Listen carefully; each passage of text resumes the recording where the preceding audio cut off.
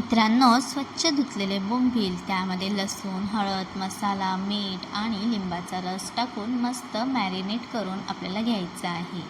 आणि ही बोंबील मी स्वच्छ धुतलेले आहे 3 ते 4 पाण्याने आणि पाणी सगळं काढून घेतलेलं आहे. आता त्याला असं मॅरिनेट करून 10 मिनटं आपल्याला बाजूला ठेवायचं आहे आणि मस्त मसाला लावलेला पाहिजे. नंतर आता एका साईडला आपल्याला कढई घ्यायची आहे. तेल, लसूण आणि कढीपत्ता आपल्याला फोडणीला टाकायचा आहे. आणि हा आता मच्छीला वाटलेला मसाला मी टाकलेला आहे. त्याचबरोबर हळद, लाल तिखट आणि मसाला टाकलेला आहे. आता आपल्याला मस्त परतवून घ्यायचं आहे तेलामध्ये. बघा, पाहू शकता तुम्ही तेल कसं सुटलेलं आहे.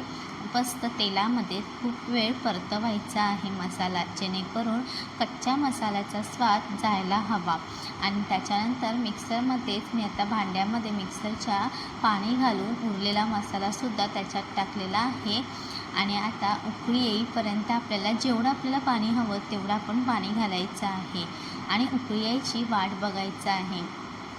आता तुम्ही बघा, मी एवढं पाणी घातलेलं आहे. कमीत कमीत मी 1.5 ग्लास असं पाणी घातलेलं आहे. आता त्याच्यानंतर ही मच्छी मी सोडलेली आहे. सुरमईचे तुकडे आहेत, डोकं आहे आणि 2 तुकड्या आहेत आणि शेपटी आहे. असं मी सुरमईचे तुकडे आपल्या आमटीमध्ये सोडलेले आहेत. नंतर इथे मी मस्त अशी रवा लावून मच्छी फ्राय केलेली आहे आणि असं कुरकुरीत अशी मच्छी मी फ्राय केलेली होती.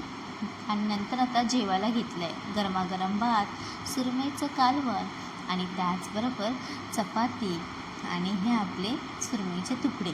बोंबील मी काही तळले, पण मी काही दाखवलं नाही तुम्हाला. तर नंतर आपण दाखवू. पण आता मस्त जेवण एन्जॉय करू. बाय.